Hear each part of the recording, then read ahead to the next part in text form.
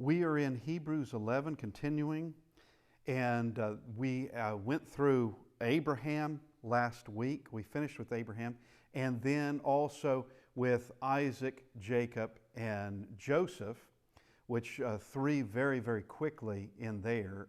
Abraham is a larger section, complete with Sarah. And all of this are examples of faith. Examples of faith. And it begins, this whole discussion of faith begins in chapter 10. It doesn't start with chapter 11. I think it's chapter 10, verse 22, where we have this discussion of faith. Chapter 10, 22. Let us draw near with a true heart in full assurance of faith. And we come to chapter 11, and chapter 11, when we come to the end of chapter 11, that's not the end of our examples of faith. The chapter ends, but this all culminates to the faith of Christ, which is in chapter 12. And also with the implied message, or I should say the inferred message in all this, in chapter 12, verse 1 and 2, the inferred message which the writer shows that we can see the implication that's there. We can see what's there. That the message, what does it mean for us? What does any of this mean?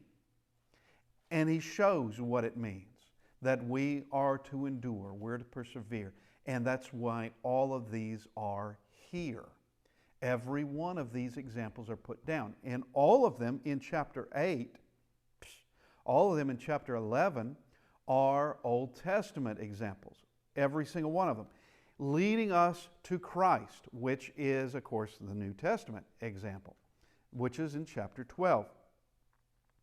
And we have to understand the lives of those and the events of those in the Old Testament to really comprehend what's being taught.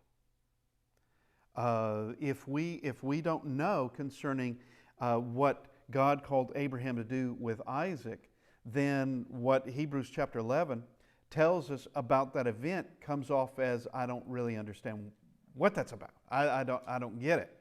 Well, you've got to go back. You've got to go, and that's the importance of the Old Testament. The Old Testament is important in taking us to Christ. It is important. And in understanding principles, and understanding, in this case, the principles of faith, because it is being defined and ultimately defined in Christ and by Christ, who's the author and finisher of our faith.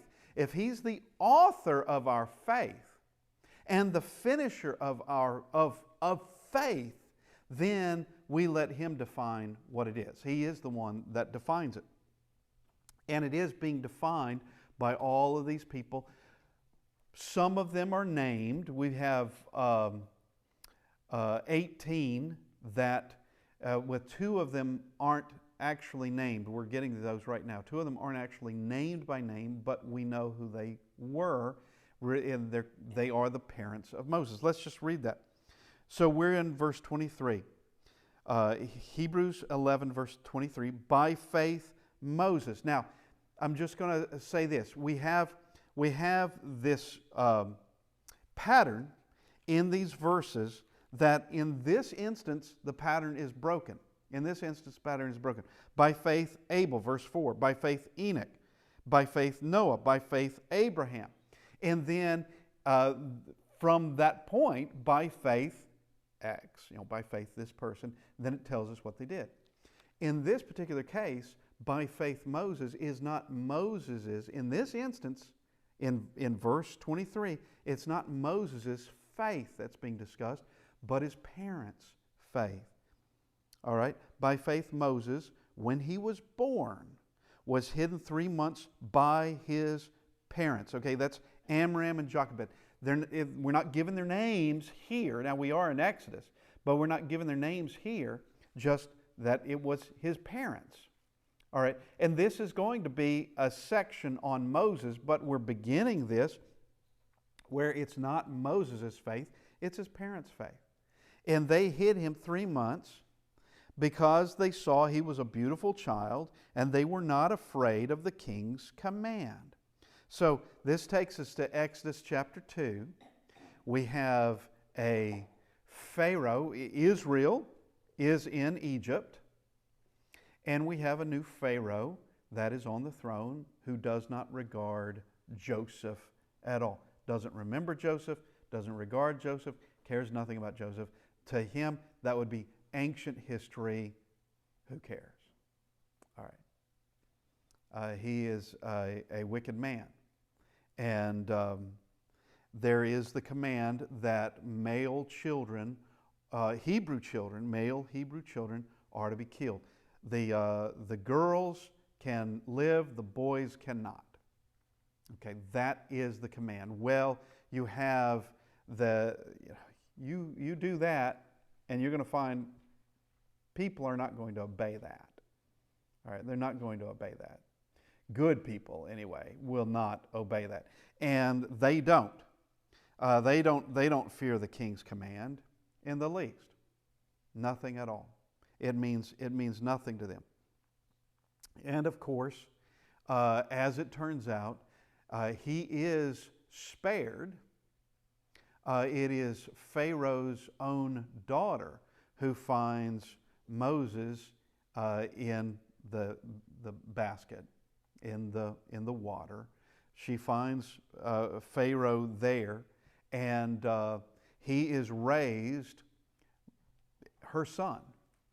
All right, she raises him. Now, it's going to be actually Jochebed and Amram who are going to be helping in this. They're going to be present in Moses' life. He knows who his real parents are. He knows who they are. And he knows who his brother and sister are. He knows all that. And but he's going to be raised, protected by Pharaoh's daughter and by Pharaoh. He's going to love it. They were not afraid because they knew what they were going to do with him, to hide him? They weren't afraid because I would say because they weren't afraid. Yeah, they just weren't afraid. Say what you will, I'm not killing my son. You know, you can kill me. You kill my son, you might as well kill me. You know, it comes down to that I have absolutely nothing to lose if I disobey this command. I have nothing to lose, and actually everything to gain by disobeying. And you put people in that kind of setting, and they're going to disappoint you every time. You put people in that setting where they have absolutely nothing to lose, and you're asking them to do something that naturally they will not want to do, and they will oppose that very thing, of which actually Moses' parents weren't the only ones doing that. They weren't the only ones. You have two midwives who were over all the midwives, and they weren't following the command. They weren't going to. They're not going to follow that. And it was a pointless thing to even try. But he's a wicked man. That's what he's going to do. And so Moses is raised by Pharaoh's daughter, and he would be a grandson of Pharaoh, is what he would be, with the benefits that a grandson would have. But we also need to understand, put a little bit in perspective, Pharaohs usually had many wives. And those many wives had many children. And those many children would have had many children of their own. So who knows how many grandkids Pharaoh had. You don't know. Moses could have been no way was he in line for the throne. There's no way. There's just too many people in his way to the throne, and he doesn't want it anyway. As we'll find out, that he'd rather have the affliction with the people of God. That's what he would rather have than the pleasures of sin, than whatever Egypt could offer him in this. But obviously, he is not taught by Pharaoh's daughter. Because if he were taught by Pharaoh's daughter, he would have a different perspective altogether. But we're going to see the faith that Moses had. Moses didn't have the faith that the Egyptians had. He didn't have that at all. So we come to verse 24. By faith Moses. Now this is Moses' faith. This is his faith, not anybody else's. By faith Moses, when he became of age, refused to be called the son of Pharaoh's daughter. All right, he comes of age. And now we know that he leaves into exile at age 40. So he has lived a significant life, being raised with all the privileges that Egypt would have. He would be among the top class, the top tier of all Egyptian society. All right, but he refused to be called the son of Pharaoh's daughter when he became of age. So when was that? Well, it doesn't say specifically when that was. It doesn't say exactly when that was. But he doesn't want what that gives. And it would give a lot. But he would, and we continue with that sentence in verse 25, choosing rather to suffer affliction with the people of God than to enjoy the passing pleasures of sin. Okay? Now, understand that he would rather suffer affliction with the people of God. That means he's learned something. Now, Moses, later in his life, he's going to pen Genesis and obviously Exodus, which Exodus through Deuteronomy, he lives through that. All right, he's all part of that. But Genesis, he's not. And then he's also going to be given an understanding of the promises of the Messiah and all the other things that, like the Ten Commandments, the entire law of Moses, all that's going to be handed to him on Sinai. This predates all that. What we're reading here at this point in verse 24 and 25, that predates, and 26, that predates all of that, of him being called as a prophet. Now, why am I saying that? Because he knew something, just as we've already read that Abraham knew something. They didn't have even the book of Genesis. They didn't even have that. Not yet. Moses is going to pen it in time. He's going to be over 80 years old, or at least by 80, when he begins to be called, when he's called to be a prophet. So, at this point in life, still in Egypt, he has been taught something. Well, if he's been taught something, somebody knows something to teach it.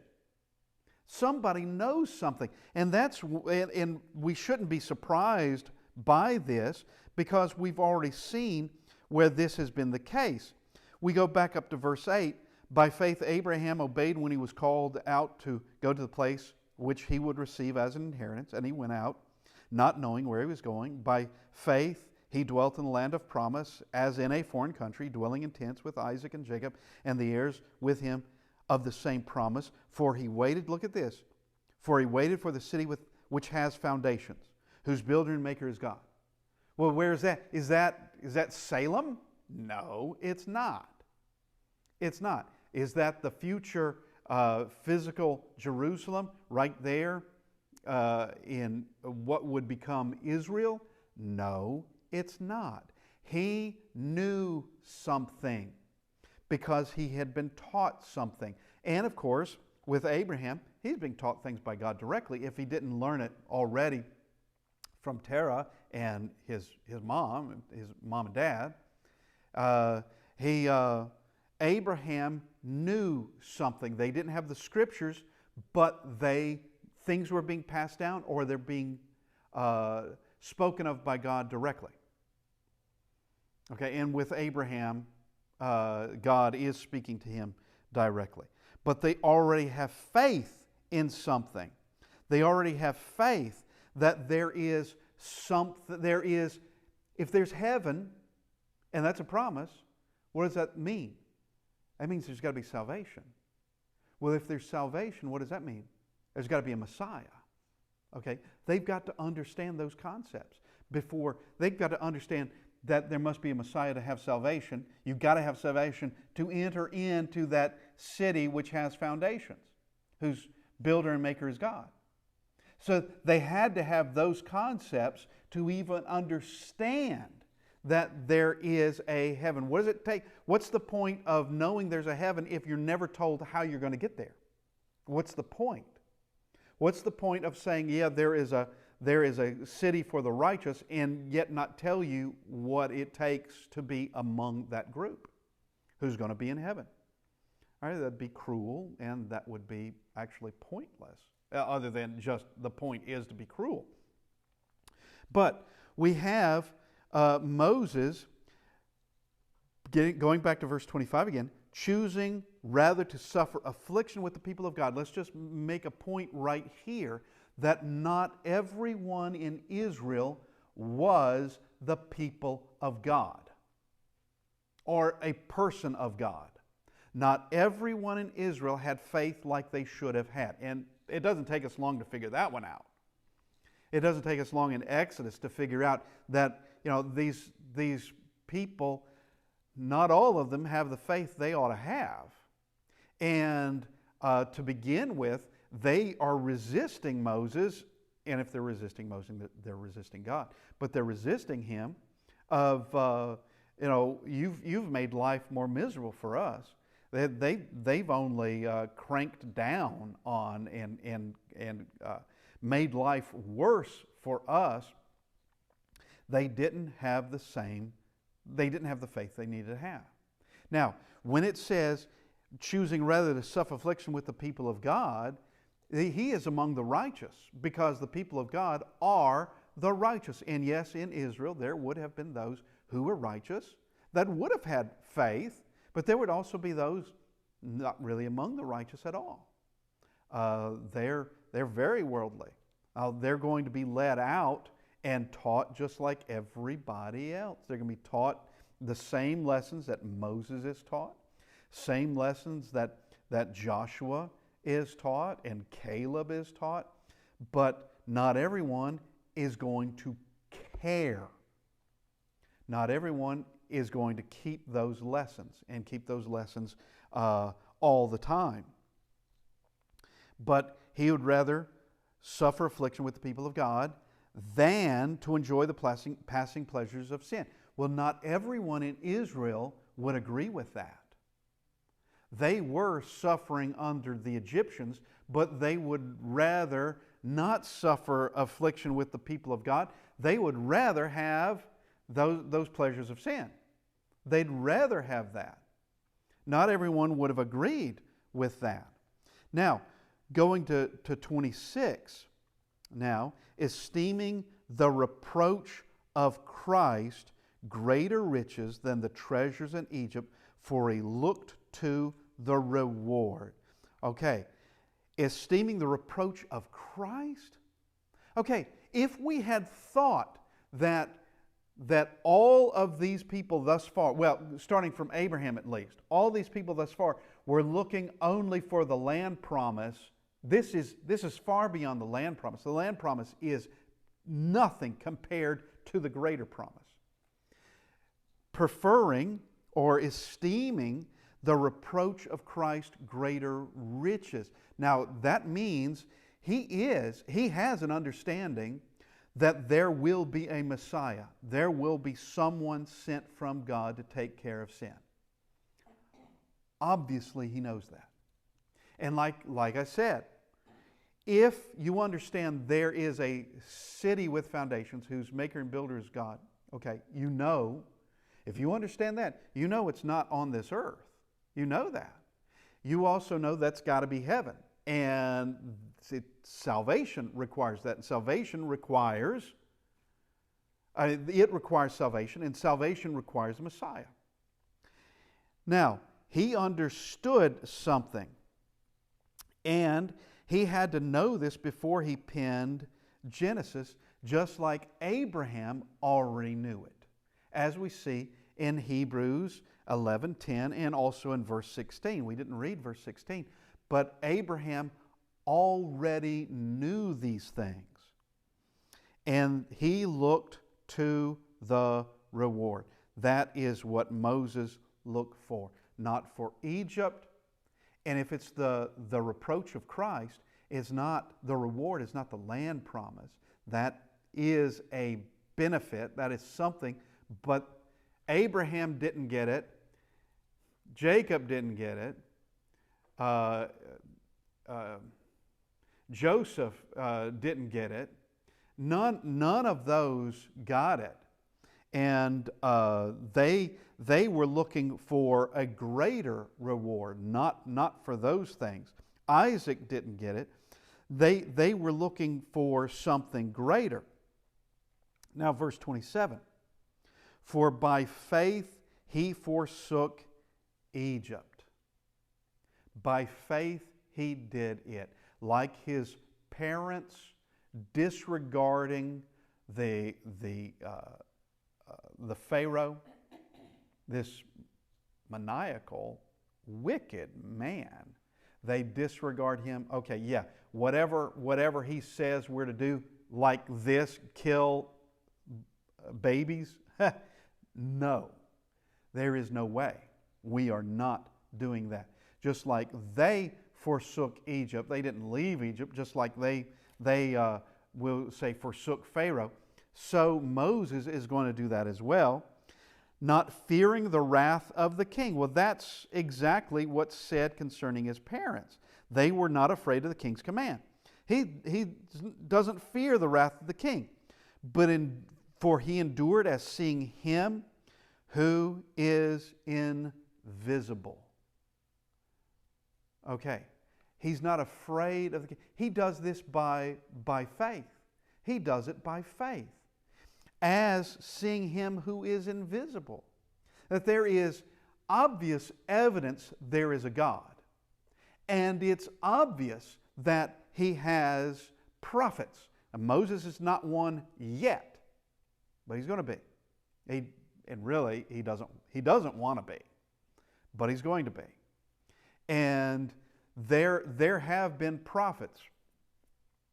Abel is, though he's not necessarily called a prophet in Genesis, Jesus does regard him as being one of the prophets that was killed. We know Enoch was a prophet. We know Noah was a prophet. We know that Melchizedek was, he is priest of the Most High God.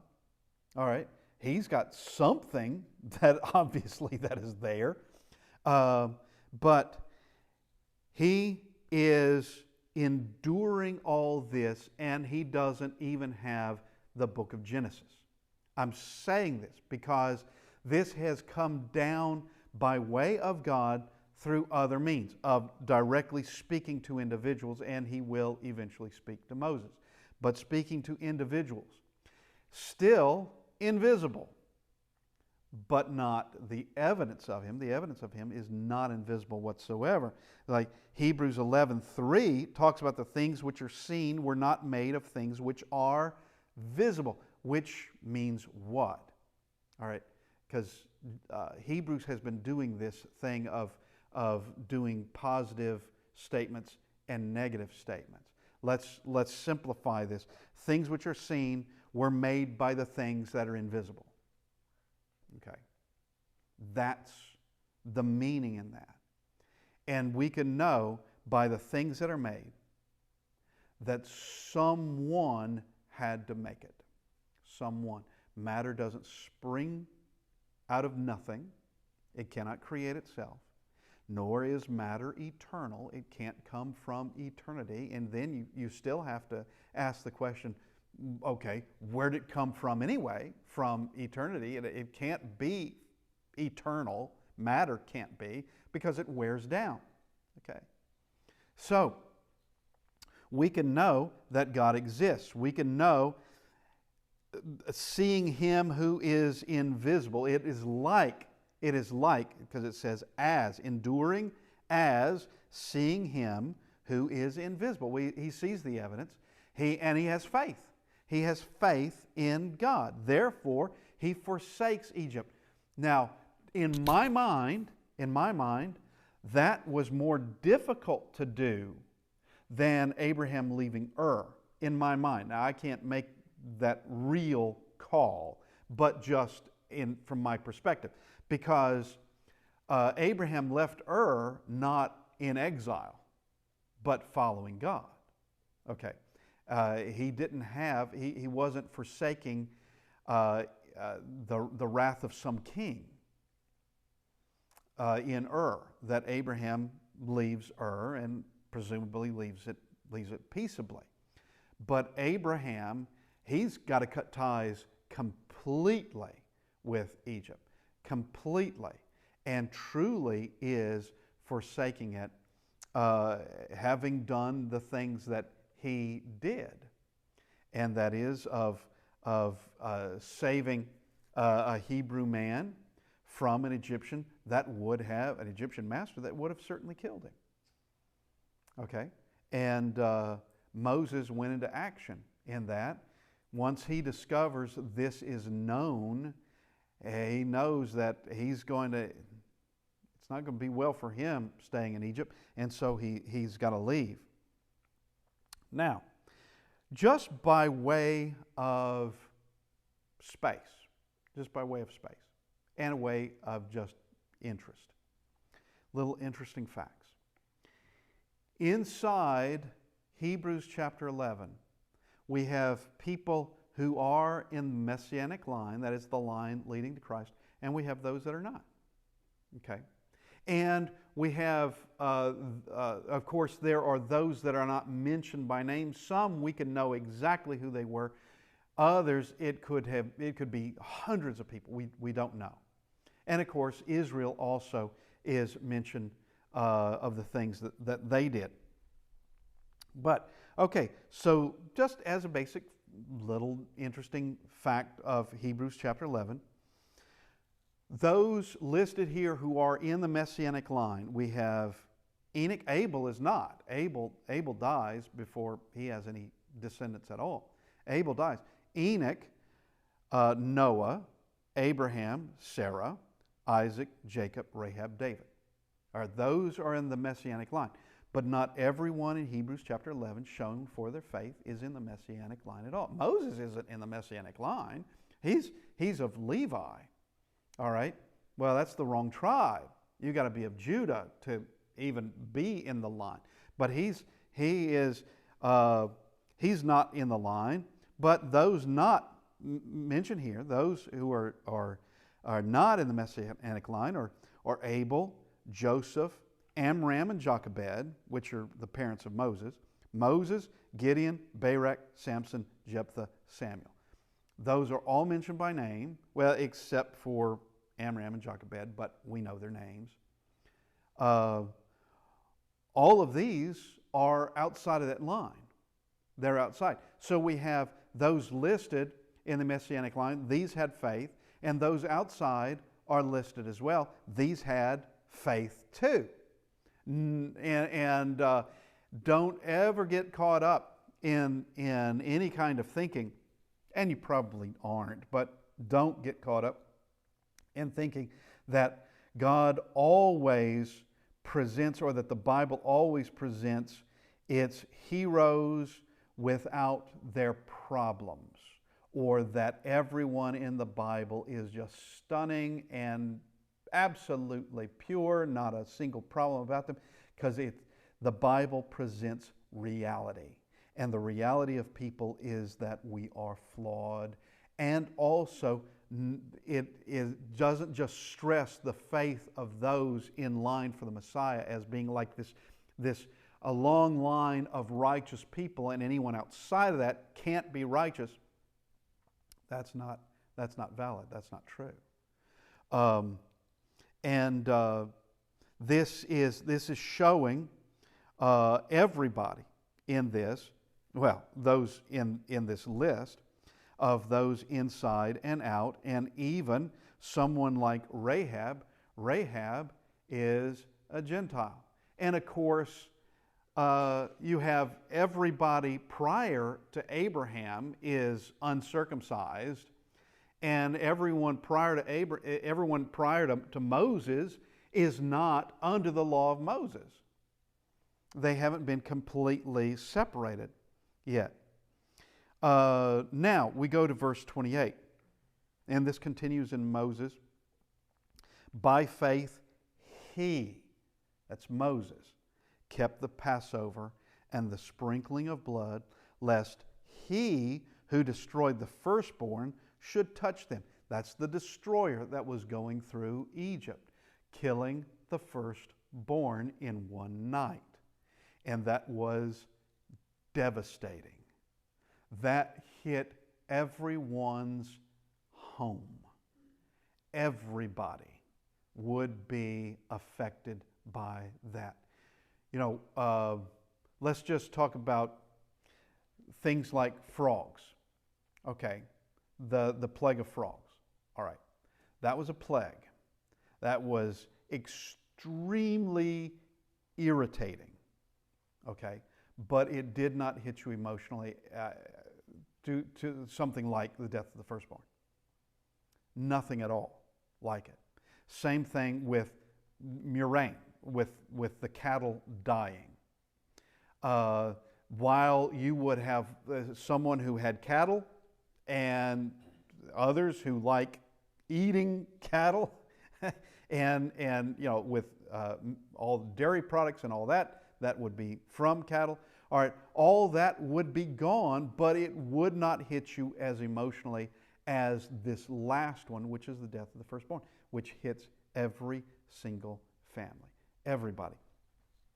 Now, they keep the Passover, and Moses is told specifically what's to do, and the Passover does have its details that are to be kept, and all those details are passed on from Moses to all of Israel inside of Egypt, and then they are to continue to do this, and it is a remembrance of them being brought out of Egypt.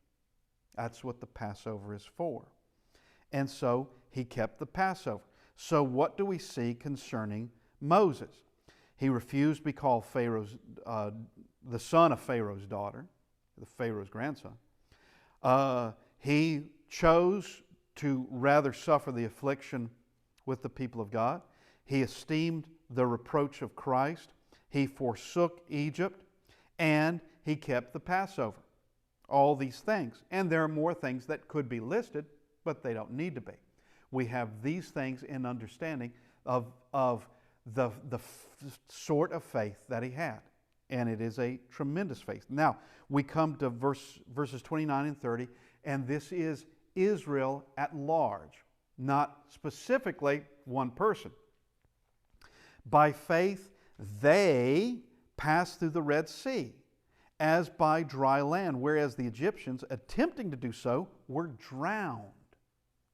Okay, now, I want you to know something in this, that Israel was well aware that they were caught. You have the Red Sea to the east, and you have the Egyptian army coming from the west. There is no escape. They're going to be killed right there on the land, or they're going to die being driven into the sea. All right. There is no escape at all. But God shows that there is a way by His power in parting the Red Sea. Now, whether you could physically see the walls of water or not, each individual person seeing the walls of water or not, doesn't matter. I think they could. I think they could see it. That doesn't matter. What you would know is if I go this direction, I'm heading into the Red Sea. If I go that direction, I'm heading toward the Egyptian army. Now, if I go that way, they're going to trap me anyway because I'm going to be in this narrow little strip of land still between the Red Sea and the army. And the same thing happens that way, except it's worse. I'll never get out of it that way. Now, what happens when we're to go that way? What happens then? What happens when all of a sudden it is seen and announced, we're leaving and we're going this way? Now you would have to know, is the ocean that way? Now I'm just going with the hypothetical that one could not see it. I'm just going with that hypothetical. I'm not saying you couldn't see it. I'm going with that hypothetical of, isn't the sea that way? But everyone is going that way, and to travel that way, knowing that God obviously has done something, means there is a faith there. Now, if I were to travel to some massive thing of water, and there is a wall of water over here and a wall of water over here and a path in between them of dry ground, I'm not sure I would take it. Okay, I'm talking about in my life right now. I'm not sure I would take it. I would wonder, this is really weird. I might sit and watch this for a while, but I don't think I'm stepping foot down there. I really, really don't. This was an act of God meant to spare them. And so they take their path and they get to the other side of the Red Sea. This was an act of God to destroy the Egyptians. It has more than one purpose. It's going to save Israel and destroy the Egyptian army. The Egyptian army goes in this. Once again, can they see the walls of water or not? Well, I can't answer that question for everybody. I can't answer that question. I think some had to have known. So why are you going in there? This is a trap that is set, and it would go right there into either being so obedient to commands that it doesn't matter what is happening, you're going to be blindly obedient to it, or that it's just the rage against Israel, or just fear of Pharaoh, whatever it is. They go in there and it collapses on top of the Egyptians, the Egyptian army, and Israel is saved. The Egyptians, attempting to do so, were drowned. All right, so they were trying to do it as well. I think the Egyptians, one, could see the water. They knew the ocean, they knew the Red Sea was there. They were closing in on it, and they were well aware of it. I think they could have. But they go anyway. They go anyway. Now, we come to verse 30. By faith, the walls of Jericho fell down after they were encircled 7 days. So now we're in Joshua chapter 6. No one is named. This is Israel. It's another one of those where it's Israel. Now, in verse 29, that's under Moses. Verse 30, that's under Joshua. And with this in Jericho, there are specific details that the people must be involved in. Well, there were specific details for the Red Sea crossing as well. One is going to be Moses involved in it, but also that willingness to cross. But here with Jericho, there are specific things that the people must do. Jericho, they must march around Jericho for 7 days. Well, once the first 6 days and 7 times on the 7th day. And with the blowing of the horns and the shouting, the walls fall. from a worldly standpoint, how do you do a siege against a city by just marching around the city once a day, and then on the seventh day marching around it 7 times, blowing the horns, and then shouting? How does that do it? It can't. It can't do it.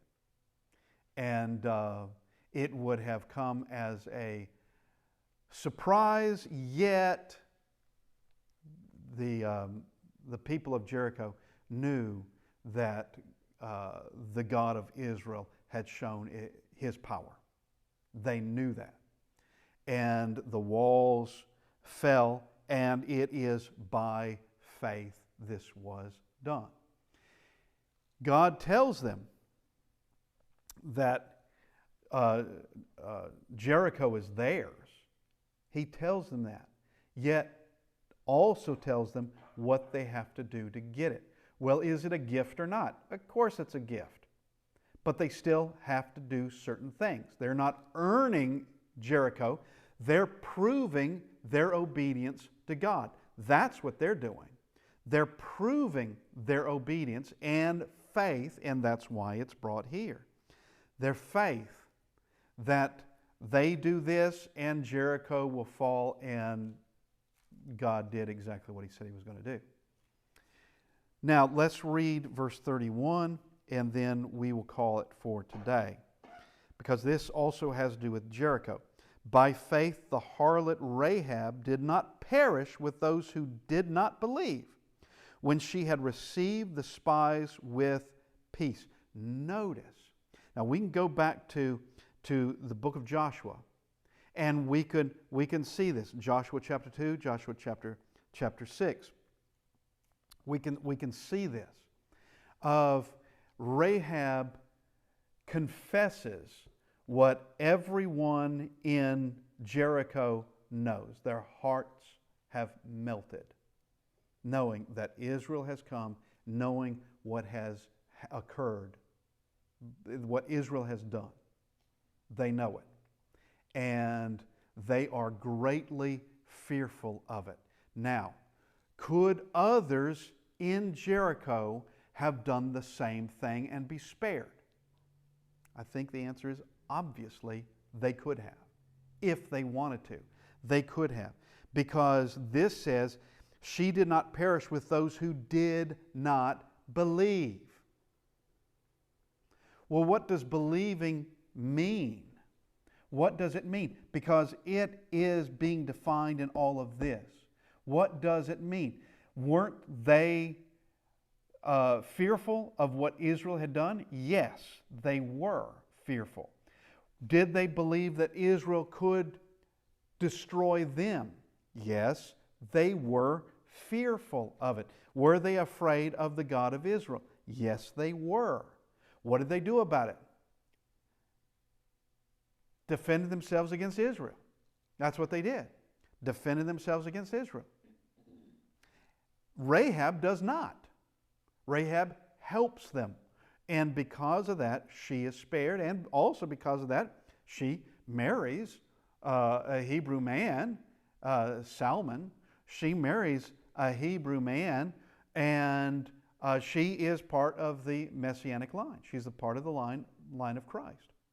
Now, could the rest of Jericho, now they can't all be in the line of Christ, but could the rest of Jericho have done similar things? Yes, they could have, and been spared along with her. So, what is it that, in saying that they did not believe? They were going to oppose Israel, and in this instance, opposing Israel means opposing God. In this instance, not every instance, but in this instance, it does mean that. And having no belief means opposing God by your actions, regardless of what you actually think deep inside or what you're fearful of deep inside. It's going to be a thing of, well, what do you do? Because every single instance that we find in Hebrews 11 and then culminating with Christ in Hebrews chapter 12 is this by faith. This is what they did by faith. And regardless of what may have been inside of them, how was it manifested in action? How did it manifest itself? What did it become a substance in action? Okay, we need to finish for today. Appreciate everybody being with us and hope to continue next week. Thank you.